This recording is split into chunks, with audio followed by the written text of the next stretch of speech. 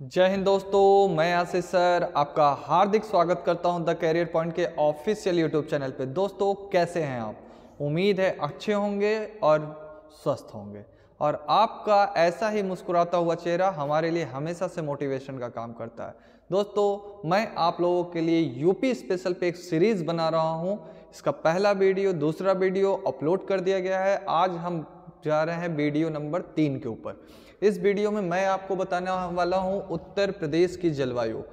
मैंने पहले वीडियो में बताया था उत्तर प्रदेश का सामान्य परिचय, दूसरे वीडियो में आपको मैंने भौतिक विभाजन के बारे में बताया और तीसरे वीडियो में मैं आपको बताने वाला हूं उत्तर प्रदेश की जलवायु के बारे में। दोस्तों उत्तर प्रदेश की जलवायु को जानने से पहले मैं आपको कुछ चीज़ें बता देना चाहता हूँ।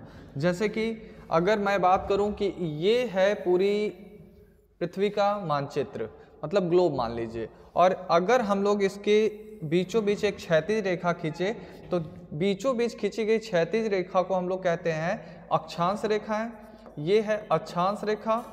और अगर मैं इसके लंबवत एक रेखा खींचूं तो इसको हम लोग क्या कहते हैं? इसे हम लोग कहते हैं देशांतर रेखा। इसे क्या कहते हैं? देशांतर रेखा। तो एक हो गया अक्षांश रेखाएं, दूसरी हो गई देशांतर रेखाएं। अगर अक्षांश रेखाओं की बात की जाए तो पृथ्वी के बीचों बीच खींची गई शून्य अंश अक्षांश रेखा को हम लोग कहते हैं भूमध्य रेखा, या कहते हैं विषुवत रेखा, या कहते हैं इक्वेटर। दोस्तों 23.5 अंश उत्तरी अक्षांश रेखा जो भारत को 2 बराबर भागों में बांट देती है, इसको हम लोग कहते हैं 23.5 अंश उत्तरी अक्षांश रेखा। इसको हम लोग कहते हैं कर्क रेखा। ये जो कर्क रेखा है भारत को 2 बराबर भागों में बांटती है और हमारा जो उत्तर प्रदेश है कर्क रेखा के ऊपरी वाले भाग में देखिए लगभग इस पोजीशन पर स्थित है। तो कहने का मतलब कि कर्क रेखा और मकर रेखा 23.5 अंश उत्तरी अक्षांश रेखा और 23.5 अंश दक्षिणी अक्षांश रेखा यानी कि मकर रेखा के बीच के क्षेत्र में सूर्य की किरणें लंबवत पड़ती हैं। इस कारण से इस क्षेत्र में गर्मी ज़्यादा होता है। लेकिन हमारा जो उत्तर प्रदेश है वो कर्क रेखा के ऊपर स्थित है, इसलिए यहाँ पर ज़्यादा गर्मी का माहौल तो नहीं होता है। लेकिन हमारे उत्तर प्रदेश के जस्ट ऊपर हिमालय है। हिमालय साइबेरिया से आने वाली ठंडी हवाओं को रोक लेता है। इस कारण से उत्तर प्रदेश में ज़्यादा ठंडी नहीं पड़ पाती है। फिर भी ठंडा होता है लेकिन उतना भी ठंडा नहीं हो पाता है। नीचे से गर्मी, ऊपर से ठंडी। तो आइए देखते हैं तब जलवायु पे क्या प्रभाव पड़ता है। अब आपको एक आइडिया लग गया होगा। आइए देखते हैं हम लोग। किसी भी क्षेत्र विशेष में लंबी अवधि लगभग 30 से 50 वर्ष के दौरान वायुमंडलित दशाओं में होने वाले परिवर्तन को हम लोग क्या कहते हैं? जलवायु कहते हैं। कहने का मतलब है कि जो 30 से 50 साल के बीच में बदले, मतलब एक औसत बदलाव, तापमान में औसत बदलाव को हम लोग कहते हैं 30 से 50 साल तक के बीच के औसत बदलाव को हम लोग कहते हैं जलवायु। जो हर पल बदलता उसको हम लोग कहते हैं मौसम। आप क्या है, जलवायु है कि मौसम है? आप हर पल बदलते हैं कि 30 साल, 35 साल, 50 साल के एवरेज के दौरान, औसत के दौरान बदलते हैं। तो आप कह रहे होंगे कि मैं मौसम हूं, मैं हर पल बदल जाता हूं। तो ऐसा मत करिए भाई। प्रदेश की जलवायु भारत के मध्यवर्ती भागों के समान ही उष्णकटिबंधीय है। कहने का मतलब है कि भारत की जलवायु उष्णकटिबंधीय है। उत्तर प्रदेश की भी जलवायु कैसी है? उष्णकटिबंधीय जलवायु है, उष्णकटिबंधीय जलवायु। लेकिन कुछ चीजों के मामले में हम लोगों ने देखा था कि उत्तर प्रदेश जो है कर्क रेखा के ऊपर स्थित था, इसलिए हम लोग ये भी कहते हैं कि उत्तर प्रदेश की जलवायु उपोष्ण मानसूनी जलवायु भी है। तो हम लोग दोनों कह सकते हैं, उष्णकटिबंधीय उष्णकटिबंधीय जलवायु भी कह सकते हैं, उपोष्णकटिबंधीय मानसूनी जलवायु भी कह सकते हैं। मतलब थोड़ा ठंडा और थोड़ा गर्म जलवायु भी है। कहने का मतलब है कि कर्क रेखा भारत के मध्य से होकर के गुजरती है और भारत को 2 बराबर भागों में विभाजित कर देती है। चूंकि हमारा उत्तर प्रदेश कर्क रेखा के ऊपर स्थित है, अर्थात अक्षांशीय दृष्टि से उत्तर प्रदेश शीतोष्ण कटिबंध में स्थित है। अभी मैंने आपको पीछे बताया कि उत्तर प्रदेश हमारा किस कटिबंध में स्थित है? शीतोष्ण कटिबंध में स्थित है। किंतु उत्तर प्रदेश के उत्तर एवं उत्तर पूर्वी भागों में हिमालय की स्थिति होने के कारण साइबेरिया से आने वाली ठंडी हवाएं यहाँ पर नहीं आ पाती है। इस कारण से उत्तर प्रदेश के मानसून में उतना परिवर्तन नहीं हो पाता, मतलब उतनी ठंडी नहीं पड़ पाती। यानी कि तापमान जो रहता है नियत ही रहता है भारत में। इसीलिए कहा जाता है कि उत्तर प्रदेश की जलवायु और भारत देश की जलवायु कैसी है? उष्णकटिबंधीय या उपोष्णकटिबंधीय मानसूनी जलवायु है। आइए आगे देखते हैं हम लोग। आगे देखते हैं, हमारे जो उत्तर प्रदेश की ऋतुएं हैं वो 3 प्रकार की ऋतुएं हैं। वो पहली ऋतु है शीत ऋतु, दूसरी है ग्रीष्म ऋतु और तीसरी है वर्षा ऋतु। बारी बारी से हम लोग पढ़ते हैं कि शीत ऋतु कब से कब तक रहता है। प्रदेश में शीत ऋतु नवंबर महीने से शुरू होता है और फरवरी महीने तक रहता है। जनवरी महीना अगर पूछ दे उत्तर प्रदेश में कौन सा महीना सबसे ज्यादा ठंडा होता है, तो जनवरी का महीना सर्वाधिक ठंडा महीना होता है। शीत ऋतु में इस उत्तर प्रदेश के विभिन्न भागों में तापमान में अंतर पाया जाता है। दक्षिणी पहाड़ी एवं पठारी क्षेत्रों में औसत तापमान ज्यादा होता है। यहाँ पे गर्मी का मौसम होता है लगभग 28 डिग्री सेल्सियस, लेकिन न्यूनतम तापमान की बात की जाए तो 13.3 डिग्री सेल्सियस। देख रहे हैं ना, इस समय जनवरी का महीना चल रहा है, प्रदेश का सबसे ठंडा महीना चल रहा है। आपको महसूस भी हो रहा होगा, वीडियो देखते टाइम भी आपको ठंडी लग रही होगी। आइए और भी बातें आपको बताते हैं। शीतकाल में भूमध्य सागरीय क्षेत्रों में उत्पन्न होने वाले चक्रवातों से भारत की फसलों के लाभदायी वर्षा होती है। शीत ऋतु में पश्चिमी गंगा मैदानी क्षेत्रों का तापमान सबसे कम रहता है। अच्छा, आपको मैं एक बात बताऊं कि शीत ऋतु में, जैसे ये हमारा देश भारत है, अगर ये भारत है तो शीत ऋतु में पश्चिमी विक्षोभ के द्वारा भूमध्य सागर से आने वाली चक्रवाती हवाएं जो अपने साथ ला करके बारिश कराती हैं, और यहाँ पे जो हमारे उत्तर प्रदेश में जो बूंदाबांदी होती है, इस बूंदाबांदी के कारण होने वाली बरसात को हम लोग क्या कहते हैं, महावट कहते हैं। लगभग 10 सेंटीमीटर बरसात होती है इस समय, जो गेहूं की फसल यानी गेहूं और चने की फसल के लिए क्या होता है, लाभदायक होता है। पूछेगा कि जो ठंडी के मौसम में जो बारिश होती है उसको क्या कहा जाता है, तो महावट कहा जाता है या मावट कहा जाता है, जो कि गेहूं यानी रबी की फसल के लिए क्या होता है, लाभदायक होता है। शीत ऋतु में पश्चिमी गंगा मैदानी क्षेत्रों का तापमान सबसे कम रहता है। शीत ऋतु में पश्चिमी गंगा मैदान के क्षेत्र का तापमान सबसे कम रहता है। तो आपको कुछ पॉइंट याद रखने की जरूरत है। शीत ऋतु में उत्तर प्रदेश का कौन सा महीना सबसे ज्यादा ठंडा होता है, जनवरी। इसमें अधिकतम तापमान 28 डिग्री सेल्सियस, न्यूनतम तापमान 13.3 डिग्री सेल्सियस के लगभग होता है। शीत ऋतु में होने वाली बरसात को हम लोग महावट कहते हैं। लगभग 10 सेंटीमीटर बरसात पूरे बरसात का होता है शीत ऋतु में, जो कि रबी के फसल के लिए क्या होता है, लाभदायक होता है। और पश्चिमी गंगा मैदानी क्षेत्रों का तापमान शीत ऋतु में सबसे कम होता है। तो शीत ऋतु से जितना भी क्वेश्चन बन सकता था, मैंने सारी चीजों को आपको 1 बाय 1 करके बता दिया है। अब हम लोग देखते हैं ग्रीष्म ऋतु। सूर्य के कर्क रेखा के और बढ़ने के साथ ही प्रदेश के तापमान में क्या होती है, वृद्धि होने लगती है। और मई जून के महीने में कर्क रेखा के लंबवत सूर्य की किरणें चमकने लगती हैं। मान लीजिए ये पृथ्वी है और ये हमारा भारत है, और ये है कर्क रेखा और ये है मकर रेखा। अब कर्क रेखा और भूमध्य रेखा के लंबवत जब सूर्य की किरणें पड़ने लगती हैं तो भारत में क्या होता है, तापमान बढ़ने लगता है, और उत्तर प्रदेश में भी तापमान क्या होने लगता है, बढ़ने लगता है। और मई जून के महीने में धीरे धीरे जाते जाते तापमान में बहुत ज़्यादा क्या हो जाती है, वृद्धि होने लगती है, और हमको क्या महसूस होने लगती है, गर्मी महसूस होने लगती है। सूर्य कर्क रेखा पर लंबवत चमकता है, जिस कारण से गर्मी मई जून में शुरू हो जाती है, कड़ाके की गर्मी पड़ने लगती है। आगे देखते हैं, कर्क रेखा के निकट होने के कारण प्रदेश के बुंदेलखंडी नगरों के तापमान में सर्वाधिक वृद्धि हो जाती है। विशेषकर बांदा जिले का तापमान, मतलब उत्तर प्रदेश में बांदा जिले का तापमान कहां तक पहुंच जाता है, 40 डिग्री सेल्सियस से 47 डिग्री सेल्सियस तक पहुंच जाता है।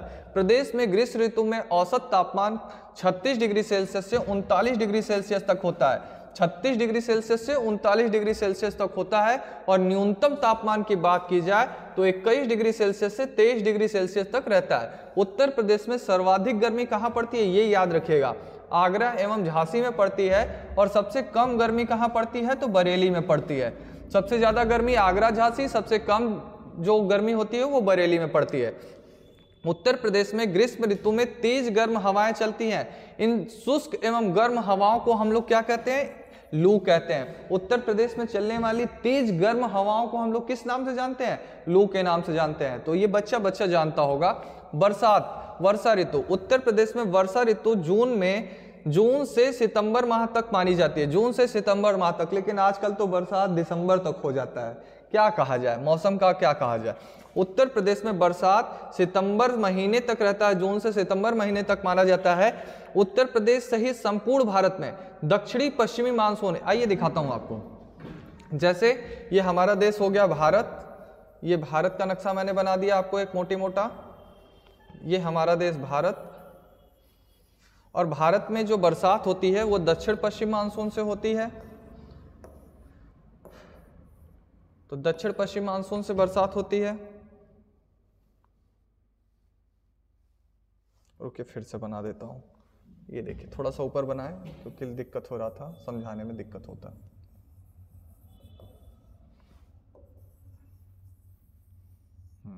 अब देखिए जो हमारे यहाँ बरसात होती है बाबू, ये देखिए दक्षिण पश्चिम मानसून से होता है, और दक्षिण पश्चिम मानसून सबसे पहले केरला में पहुंचता है। सबसे पहले बरसात केरला में होता है। दक्षिण पश्चिम मानसून दो भागों में बढ़ जाता है। दक्षिण पश्चिम मानसून एक अरब सागर वाली शाखा होती है, अरब सागर वाली शाखा, और दूसरा होता है बे ऑफ बंगाल, बंगाल की खाड़ी वाला शाखा होता है। तो दूसरी शाखा से हमारे उत्तर प्रदेश में बरसात होता है।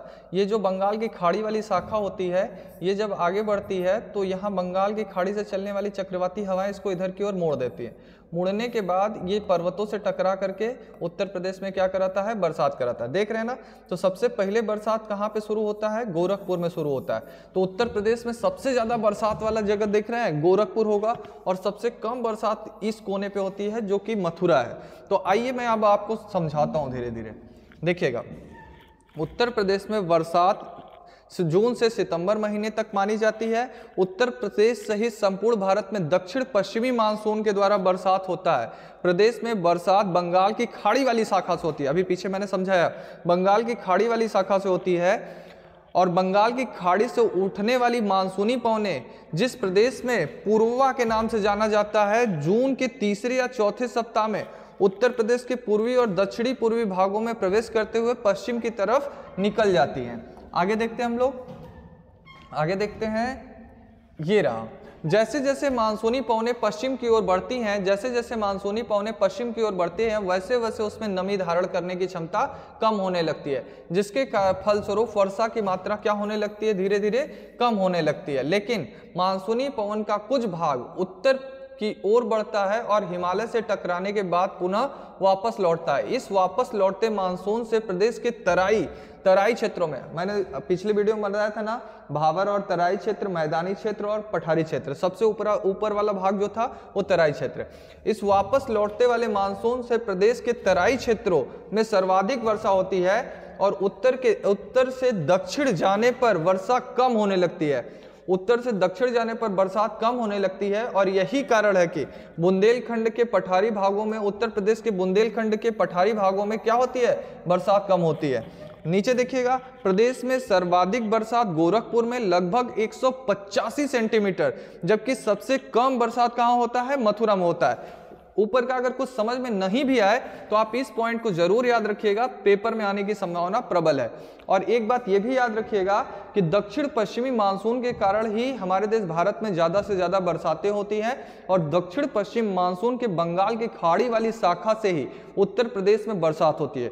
उत्तर प्रदेश में सबसे ज्यादा बरसात गोरखपुर में होता है, और उत्तर प्रदेश में सबसे कम बरसात कहाँ होता है, मथुरा में लगभग 55 सेंटीमीटर होता है।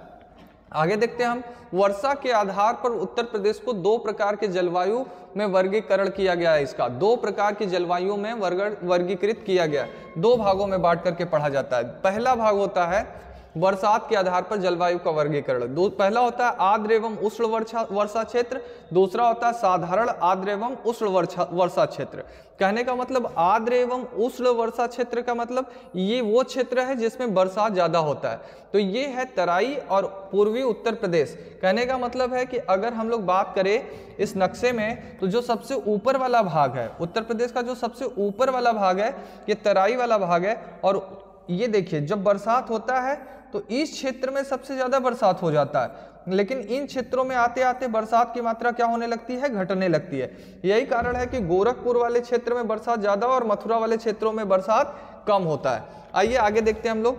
तराई क्षेत्रों में बरसात 120 से 150 सेंटीमीटर और पूर्वी उत्तर प्रदेश में लगभग 100 से 120 सेंटीमीटर तक बरसात होती है, ये याद रखिएगा।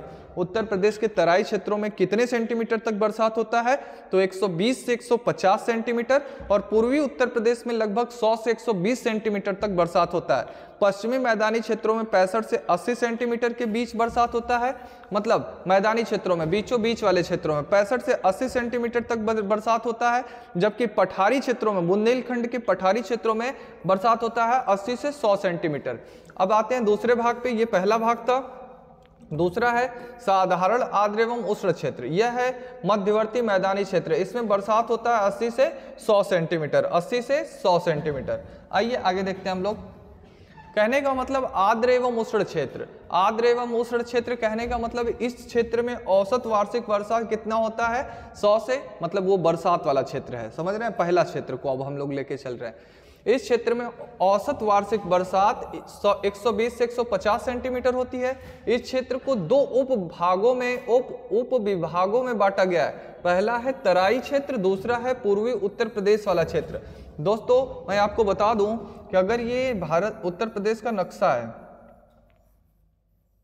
अगर बात की जाए कि ये रहा उत्तर प्रदेश का नक्शा, अगर ये उत्तर प्रदेश का नक्शा है तो ये ऊपर का जो भाग है ये तराई क्षेत्र वाला भाग है, और ये जो क्षेत्र है ये पूर्वी उत्तर प्रदेश वाला क्षेत्र है। तो जब बरसात होती है तो यही ऐसे ही होती है उत्तर प्रदेश में, समझ में आ रहा है। तो बरसात जब हो रही है तो तराई क्षेत्रों में और पूर्वी उत्तर प्रदेश में देख रहे हैं ज्यादातर हो रहा है। तो इसी कारण से कह रहा है कि औसत वार्षिक बरसात इन क्षेत्रों में कितना होता है, 120 से 150 सेंटीमीटर।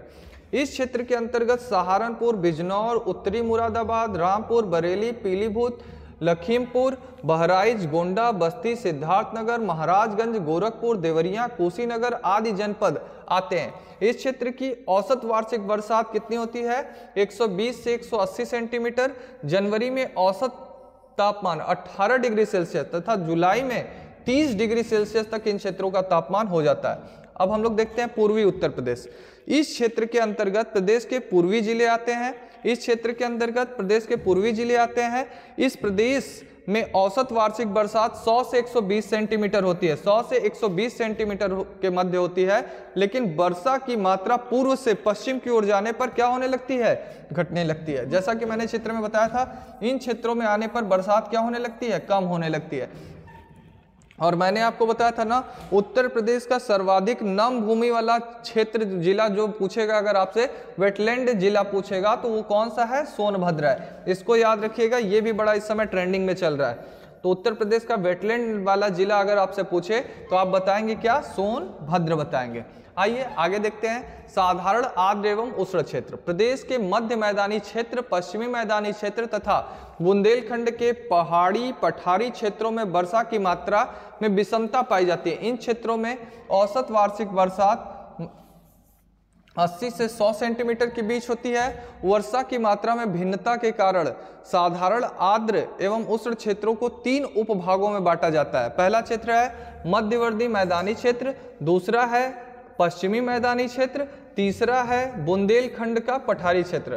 तो मध्यवर्ती मैदानी क्षेत्रों को अगर हम लोग देखें तो इस क्षेत्र में औसत वार्षिक बरसात कितनी होती है, 80 से 100 सेंटीमीटर तक होती है। वर्षा की मात्रा पूर्व से पश्चिम की ओर जाने पर बढ़ने पर क्या होती है, पश्चिम की ओर जाने पर घटने लगती है। बार बार यही बात बता रहा हूं मैं आपको, तो ध्यान दीजिएगा, पश्चिम की ओर घटती है, पूरब की ओर बढ़ती है। इस क्षेत्र के अंतर्गत उत्तरी प्रयागराज, प्रतापगढ़, फतेहपुर, रायबरेली, सुल्तानपुर, लखनऊ, उन्नाव, कानपुर, हरदोई, फर्रुखाबाद एवं दक्षिणी शाहजहांपुर आदि जनपदों को शामिल किया गया है। आइए कुछ और बातें आपको बताता हूं कि पश्चिमी मैदानी क्षेत्र, इस क्षेत्र में औसत वार्षिक बरसात 65 से 80 सेंटीमीटर तक होती है। इस क्षेत्र में पश्चिमी मैदानी क्षेत्र, मैंने आपको बताया था, पूर्व से पश्चिम की ओर जाने पर बरसात क्या होने लगता है, कम होने लगता है। तो 65 से 80 सेंटीमीटर तक होती है। वर्षा की मात्रा पर्वतपदीय क्षेत्रों में अपेक्षाकृत अधिक होती है, जबकि दक्षिणी पश्चिम की ओर बढ़ने पर यह एकदम से घटने लगती है। इस क्षेत्र में शीतकाल का औसत तापमान कितना होता है, औसत तापमान 12 से 14 सेंटीमीटर तक रहता है। इस क्षेत्र के अंतर्गत प्रदेश में आगरा, मैनपुरी, मथुरा, एटा, अलीगढ़, बदायूं, बुलंदशहर, गाजियाबाद, मेरठ, मुजफ्फरनगर, दक्षिणी सहारनपुर आदि जनपदों को शामिल किया गया है। अब देखते हैं सबसे निचला वाला भाग, ये इंपॉर्टेंट माना जाता है, इससे क्वेश्चन कभी कभी बन जाता है। तो बुंदेलखंड का पहाड़ी पठारी क्षेत्र, इस क्षेत्र में औसत वार्षिक वर्षा 80 से 100 सेंटीमीटर के मध्य होती है। शीतकाल का औसत तापमान 18 डिग्री सेल्सियस से 19 डिग्री सेल्सियस के मध्य होता है, जबकि ग्रीष्मकाल का तापमान 40 डिग्री सेल्सियस से 45 डिग्री सेल्सियस के मध्य होता है। इस क्षेत्र के अंतर्गत ललितपुर, झांसी, बांदा, हमीरपुर, महोबा, जालौन, चित्रकूट, दक्षिणी इटावा, दक्षिणी प्रयागराज आदि जनपदों को शामिल किया गया है। ये है उत्तर प्रदेश की पूरी जलवायु। उत्तर प्रदेश की जलवायु से गिने चुने 10 से 20 क्वेश्चन बनते हैं, जिसको आपको ध्यान से याद रखना है। उत्तर प्रदेश की जलवायु कैसी है? तो उत्तर प्रदेश की जलवायु उष्णकटिबंधीय मानसूनी जलवायु है, उपोष्णकटिबंधीय मानसूनी जलवायु भी कह सकते हैं इसको। उत्तर प्रदेश में किस मानसून से वर्षा होती है? तो दक्षिण पश्चिमी मानसून के बंगाल की खाड़ी वाली शाखा से बरसात होती है।